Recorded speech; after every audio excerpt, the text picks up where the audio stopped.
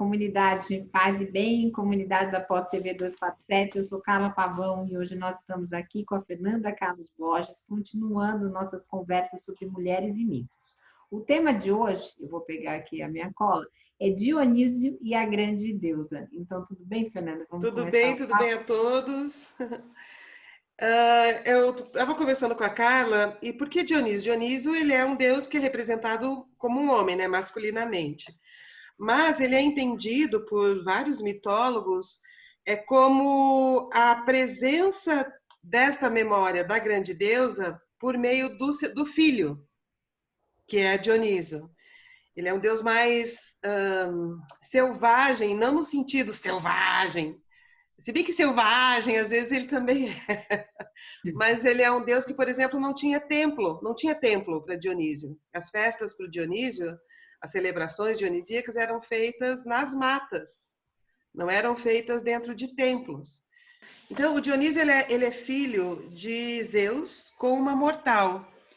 Isso é uma coisa interessante, né? Então, ele é um deus que é filho de Zeus, que é o rei dos deuses, e uma mortal que se chamava Semele. O Semele era uma mulher muito linda, e ela estava lá um dia de boas, e Zeus, da sua altura máxima, olhou e ficou perdidamente apaixonado por Semele. E Zeus era assim, né? Zeus era um deus apaixonado. Então ele se aproxima de Semele e eles têm um caso de amor muito intenso. Ela fica apaixonadíssima por ele por ela, e eles vivem uma grande história de amor. Então Zeus e Semele tiveram um grande caso de amor. E a Hera, que era mulher de Zeus, que era concebida como uma mulher ciumenta, porque Zeus tinha muitos casos extraconjugais, ficou sabendo e ficou meio preocupada, meio desesperada e tentando controlar a situação. E Zeus e Semele lá vivendo apaixonadamente a história deles. E aí um dia Zeus, apaixonadíssimo por essa mortal, que é a Semele, perguntou para ela: amada minha, eu sou Zeus, peça qualquer coisa que o seu desejo será atendido, eu realizo para você, eu sou Zeus. E a Semele, profundamente apaixonada, perdidamente apaixonada, pediu a pior coisa que ela poderia ter pedido. Ela disse para Zeus: Zeus, meu lindo, meu rei, meu tudo, eu quero te ver na sua máxima expressão de rei dos deuses. Pedir isso é uma coisa muito perigosa, porque nenhum mortal suporta ver a expressão máxima de um deus. Não suporta. Mas Zeus tinha jurado, prometido que ia fazer ela, e jurou em nome desse rio, que é o rio Estige. Então, ele tinha jurado, ele não podia voltar atrás. E ele, mesmo sabendo que a Semele não suportaria vê-lo na sua máxima expressão de Deus, ele começou a se manifestar, e ela, não suportando tanta luz, tanto brilho, tanto poder, morreu. Morreu a Semele. E a Semele estava grávida. Ela estava grávida. E Zeus sabia que a Hera já estava ligada nessa história e que o menino corria risco, né? Então, o que ele fez? Amando Semele, triste pela morte, sabendo que ela estava grávida, ele tirou o menininho da barriga da Semele e colocou nas coxas dele, escondido da Hera, para que o menininho se desenvolvesse nas coxas do próprio Zeus. E ali ele cresceu. Quando ele nasceu, Zeus, escondido da Hera, ciumenta, entregou o Dionísio, esse menino que nasceu é o Dionísio, entregou ele para ser cuidado pelas ninfas, escondido, num jardim distante, muito escondido, que nunca ninguém teve acesso. E ali, esse menininho, filho de Zeus com Semele, ele cresceu, cuidado pelas ninfas, num jardim florido, com frutas e tudo, uma infância humilde. Bom, aí ele cresceu e sabendo, ligado que ele era um deus. E aí começa uma saga de Dionísio, que é o seguinte: quando ele adulto já começa a viajar e a visitar as cidades, ele nem sempre ele é reconhecido como um deus. Então, assim, que Deus, que é nada, imagina, esse cara se E fazendo de por quê? Deus. Por que que ele não era Porque aceito? ele não era um deus olímpico, ele não era um deus olímpico, ele é um deus que surgiu de um acaso, de um romance ali de Zeus com Semele. Ele não tinha um estatuto de um Apolo, de um Hermes, de uma Atena. Não era um deus olímpico. As mulheres que se aproximavam dele e que formavam o grupo, o séquito deles, que elas eram as bacantes. E eles faziam, e como é que eram os rituais dionisíacos? Não tinha templo, como eu disse no início, elas iam para o meio de um mato, nesse mato eles entravam em êxtase ou em transe com o vinho sagrado de Dionisíaco, e dançavam, cantavam, celebravam, e essas mulheres também, tomadas por esse êxtase selvagem da natureza, como uma leoa, como uma leoa, vai, eu acho que é só a imagem para ficar. Elas se alimentavam caçando com o próprio corpo e devorando a presa com os próprios dentes. Então, elas também se inebriavam com esta caçada e com o sabor do sangue ao devorar os animais que elas caçavam. Então, isso era considerado muito violento.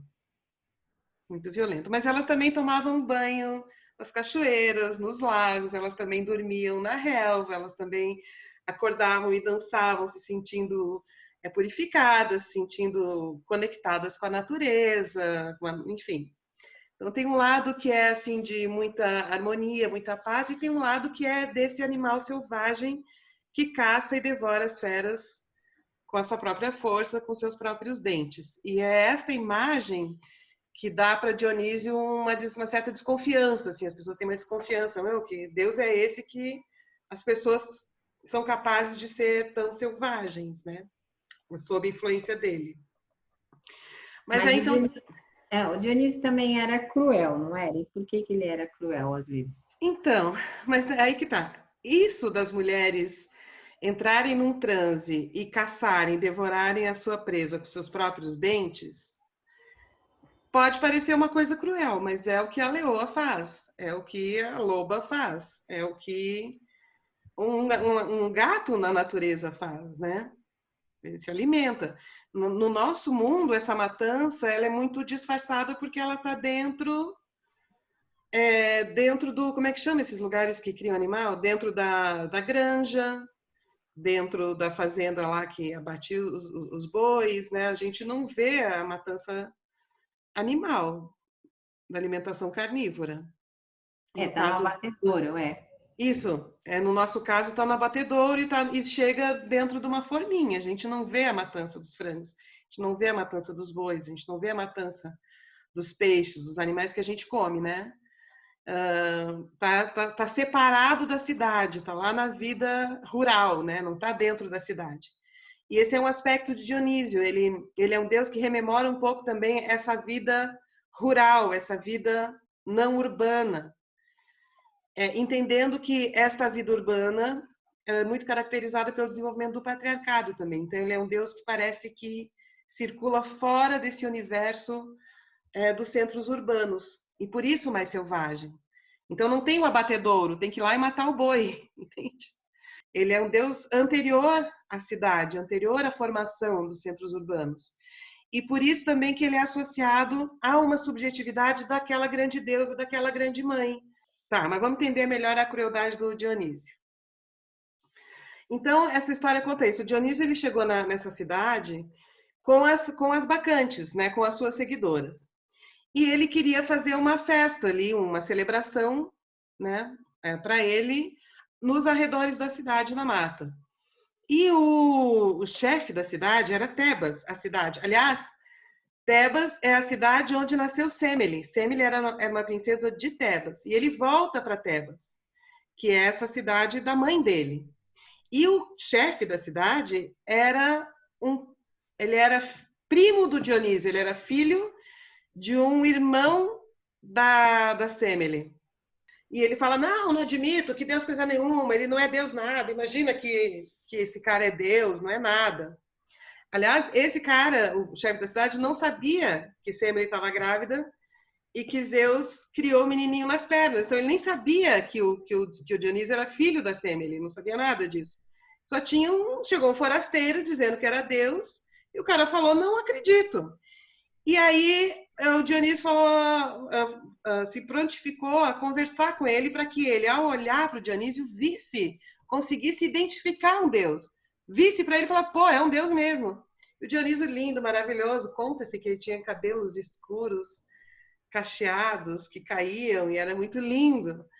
E aí o Dionísio foi até lá, e conversou com o cara, e o cara olhou para ele e falou, não, você não é Deus coisa nenhuma. Daí o Dionísio, olha bem, observe bem, muito educado, falou, olha, eu sou Dionísio, sou filho de Zeus. Ele falou que é nada, sai daqui, vai embora. E ele não conseguiu identificar no Dionísio, nesta força, neste ser, o sagrado, não conseguiu identificar Deus nisso.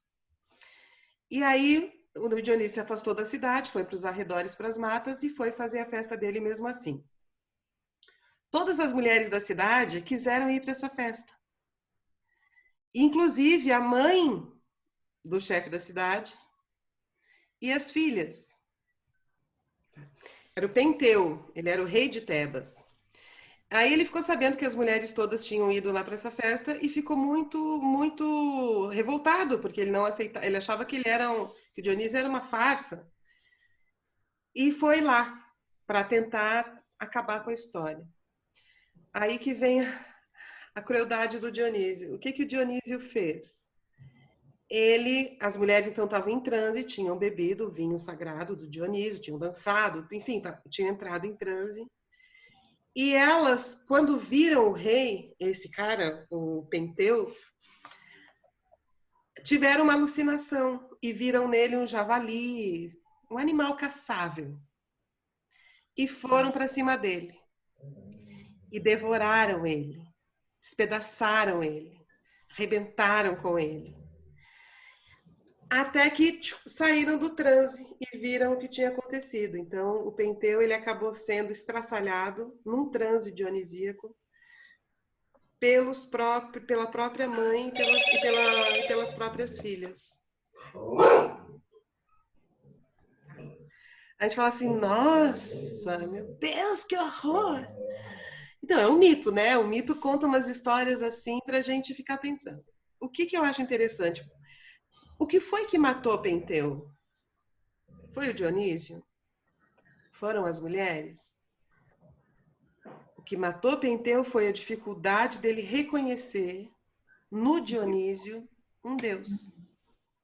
Porque se ele não tivesse, ou se ele tivesse reconhecido a divindade desta força, ele não teria sido estraçalhado. As forças que não foram domesticadas. Elas não são coisas ruins, elas não são coisas maldosas. Elas não são domesticadas. Como nesse período em que Dionísio tenta ser reconhecido como um deus, já é um período olímpico, a sociedade já é patriarcal, muitos estudiosos de mito acham que quando Dionísio retorna desse jeito, sendo filho de uma mortal, de uma mulher mortal, ele volta para afirmar de novo este sagrado da natureza, mas ele volta como um filho, afirmando o poder da grande deusa. Tanto que ele é cercado por mulheres e não por homens. Os homens não conseguem identificar nele a divindade, o sagrado e tal, né? E aí tem uma outra coisa que reforça isso que eu estou dizendo, que é o seguinte: existiu uma grande deusa já submetida ao poder de Zeus, que ela é, vamos dizer assim, um desdobramento, uma continuidade daquela Gaia primordial que eu falei para vocês, né, de Creta. Só para lembrar o pessoal, a Gaia é a primeira aula, né? Para quem quiser. Foi o primeiro vídeo, É a primeira aula. Que é a Deméter. E havia um culto pela Deméter que foi perdendo o valor naquela sociedade.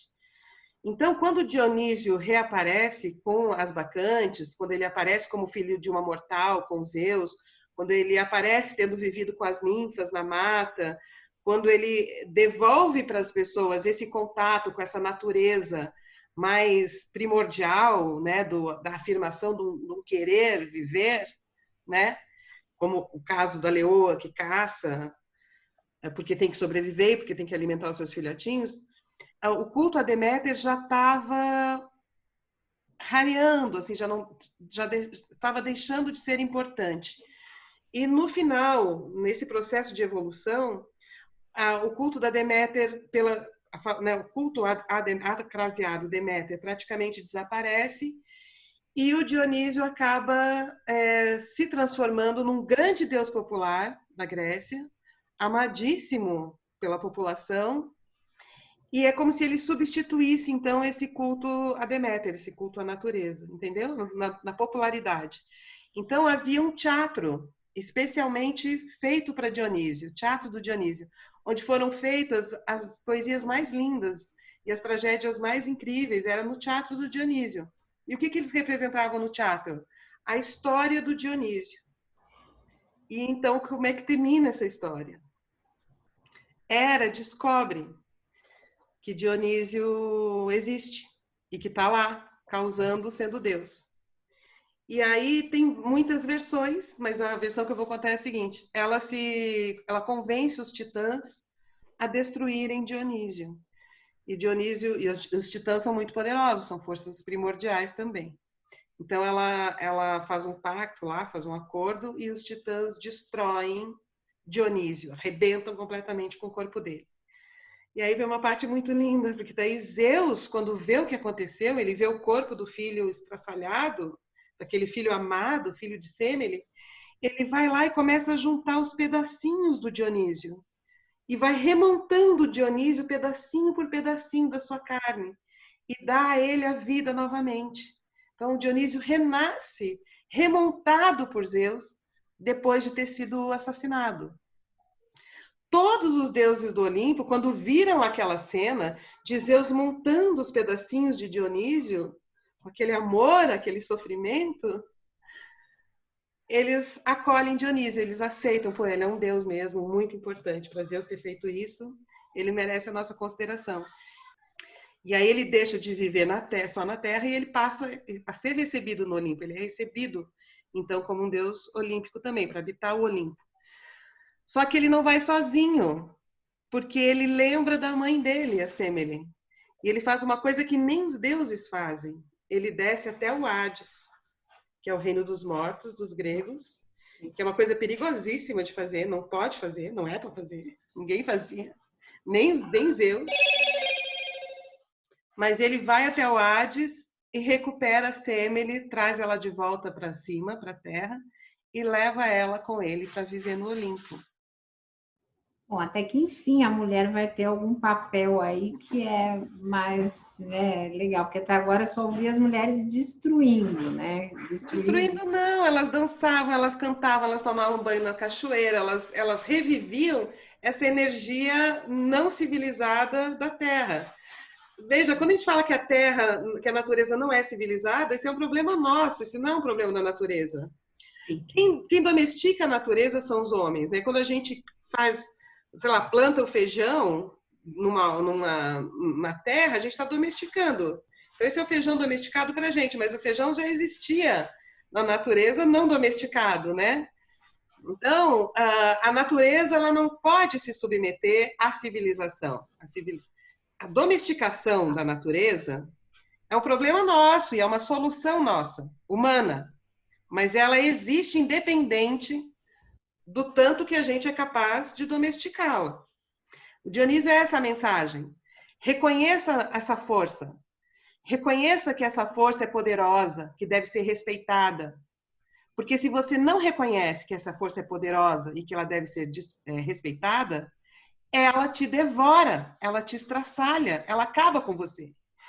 Então, Dionísio é meio um contrabalanço para o controle da civilização.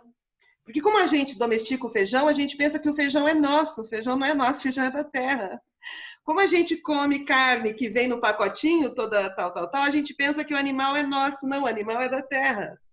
Como a gente Sabe que não devora o animal com os dentes, a gente pensa que o animal enfim, que não passou por esse processo de vida, de nascimento, vida e destruição. Passa aqui na cozinha, nas nossas cozinhas, tem isso.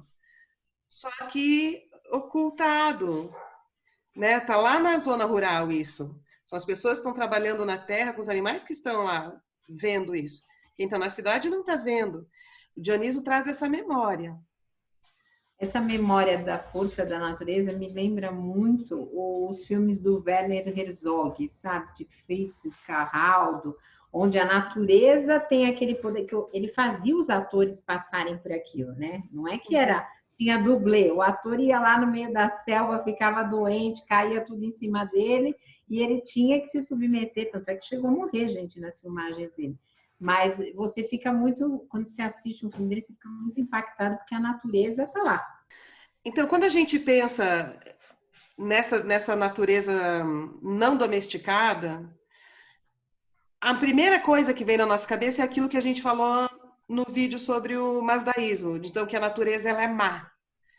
Eu estou tentando mostrar uma outra coisa, como que as pessoas da cidade se sentem afastadas destas forças mais radicais, mais básicas da natureza, como se elas não fizessem parte. Então, a natureza tem a sua própria organização, tem a sua própria ordem de nascimento, crescimento e de destruição. Né? Tudo se destrói, tudo acaba. O Sol, que é tão poderoso, um dia vai deixar de existir, porque as estrelas têm um ciclo de vida. Então, o Sol... Qual a relação do mito de Dionísio com o mito de Jesus? Isso. Tá, então, assim, eu só quero reforçar que essa questão da violência, do transe das bacantes, quando elas devoravam os animais na caçada, isso não é uma coisa maligna, isso não é mal. Tá? Isso é o resgate de uma força da natureza muito primitiva de afirmação da vida. Todos os animais fazem isso. Se você tem gato em casa e seu gatinho está solto... É tipo uma lei de conservação. Para você conservar a sua existência, você tem que comer, você tem que devorar. É uma lei de conservação, né? Mas eu acho que a questão do Nietzsche, ele não está tanto nesse plano, acho que ele remete não tanto a esse nível abstrato, é uma lei da conservação. O que o Dionísio traz é sentir isso no seu corpo, sentir que você tem essa energia, sentir que você tem essa força, sentir que o nosso corpo, embora parte dele seja domesticado, civilizado, outra parte dele também tem essa energia selvagem. E quando fala selvagem, não quer dizer desorganização, não quer dizer o mal, quer dizer, é uma outra ordem de organização e de afirmação da vida, que não é aquelas regidas pela civilização. Muitas vezes a gente vê representações das bacantes, na cultura audiovisual, que elas são, assim, super sedutoras, que tem uma coisa, assim, de lascívia. Não é nada disso. As bacantes estão mais para leoa do que para super sedutoras, sexys, né? E é impressionante como o imaginário que se constrói em torno das mulheres é tão distante do que as bacantes de fato faziam, né? E esse imaginário ele é regido muito mais por aquela ideia da mulher sedutora, da demônia lá, Mazda, né? Ou por uma certa construção de Eva, do que pelo que de fato as bacantes eram, né? Então, eu desconstruí isso. Então, era uma coisa mais do selvagem, da caçadora, da força, do que da sedutora, da envolvente. Não era a envolvente, era uma outra pegada, outra parada. Mudar esse imaginário. Porque muitas vezes fazem isso, né? Nas representações. Inclusive em casos de violência sexual contra a mulher, né? É o que mais fazem, né? Deixar a mulher como a sedutora culpada e e não como uma pessoa que sofreu uma violência. A mulher selvagem não é esta mulher sedutora, cheia de véus, e que vai lá, e trararã, que essa é uma construção da mulher Eva, que vai lá, engana o Adão, dentro do imaginário masculino. Isso é tudo Sim, é imaginário um masculino. ideal. É um É tudo ideal. imaginário masculino. Então, assim, isso acontece muito. Então, eu queria só tirar isso das bacantes. Então, elas estão muito mais para uma leoa, assim, né, uma caçadora, celebradoras da vida, da força, da energia, da determinação, de uma vontade muito forte, da vontade de potência, né? Do que para sinuosas do imaginário masculino lá, sabe? Da bruxa. Elas não eram aquelas bruxas sedutoras do imaginário masculino. Elas eram outra coisa. Tá. Aí Bom, falta você falar, qual a relação do mito de Dionísio com o mito de Jesus. então, se a gente então para de ficar horrorizada com o Dionísio, no sentido de, nossa, mas as mulheres entravam em transe e devoravam os animais com os próprios dentes, se a gente deixa de achar isso tão estranho, né? Porque ele está tentando com isso mostrar essa natureza não urbana, não domesticada, e dizer que isso é sagrado, dizer que isso tem que ser valorizado, e dizer que a gente não pode esquecer que isso existe em todos nós, e que tem que ser respeitado e melhor conhecido em todos nós, a gente não acha tão estranho quando percebe relações muito próximas entre Dionísio e Jesus. Vamos lá. Tanto porque Jesus também fez isso. A história é muito parecida. Jesus é filho de um Deus com uma mortal. Então, se Dionísio é filho de Zeus com Semele, Jesus é filho de Deus com Maria, certo? No universo católico, No No meu universo universo. católico, no mito, eu estou falando do mito. No católico, no O mito. mito é esse. A história contada é essa.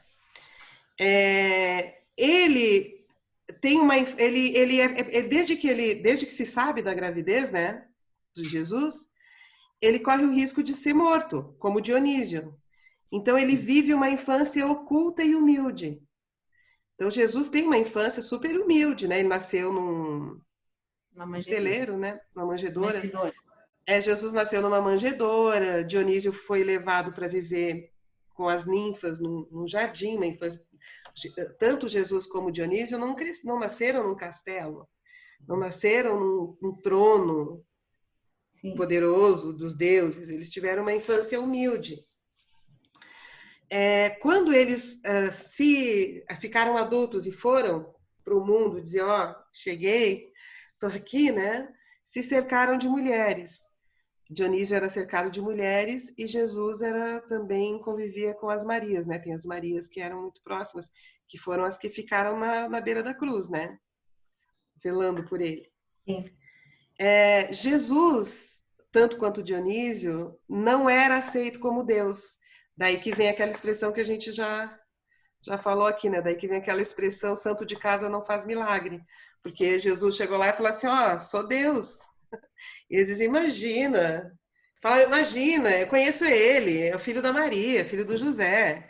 Ele não tem nada a ver com Deus, não, né? As pessoas... Mas, então, essa é a principal divergência que a gente tem com o catolicismo. Os espíritas têm com o catolicismo, porque a gente não aceita Jesus como Deus.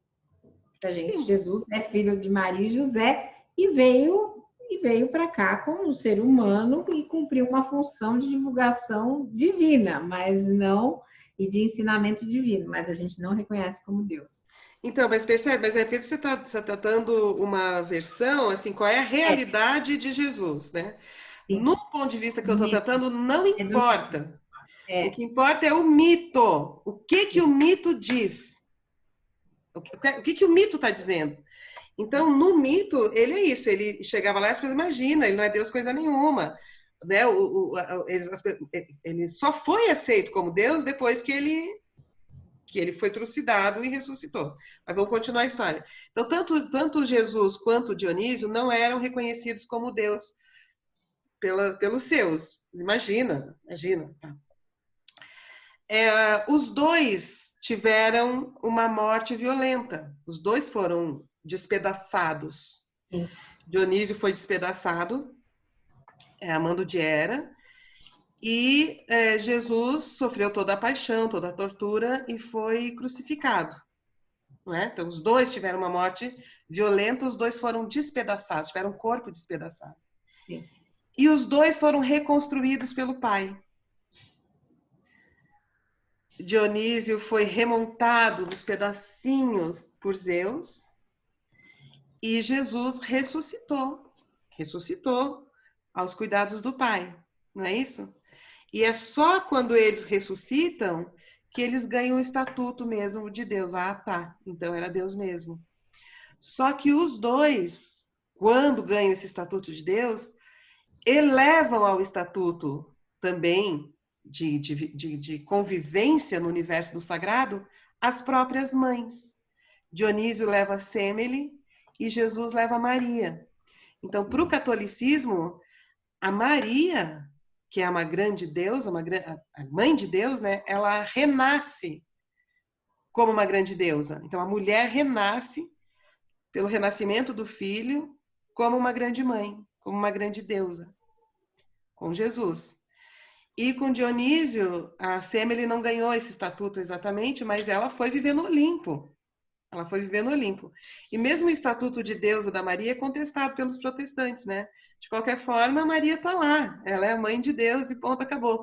Então, assim, nessa história da questão das mulheres e mitos,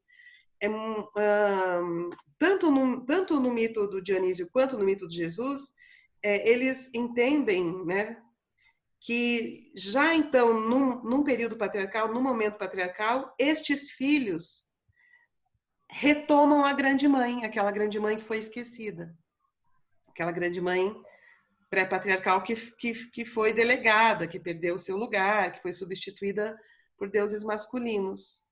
Então, é muito bonita essa tese, eu gosto, assim, de que esta memória dessa grande deusa da terra, da materialidade, da imanência, por mais que o tempo daquela cultura específica, o advento do patriarcado tenha tentado subjugar, dizer que não existe, que não é bem assim, substituir por deuses mais autoritários. Mesmo assim, essa memória do inconsciente permanece, essa é a tese. É uma tese do Jung, inclusive. Esta memória permanece no inconsciente, de vez em quando ela emerge de novo nessa memória dessa primeira grande representação da deusa, da criação. Então, ela renasce com Dionísio, com seu filho, ela renasce com o filho, ela renasce com Jesus. Eu acho lindo isso.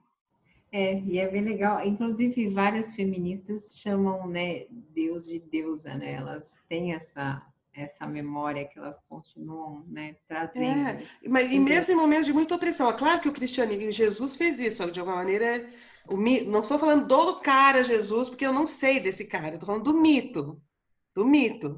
Então, esse personagem no mito, Jesus, ele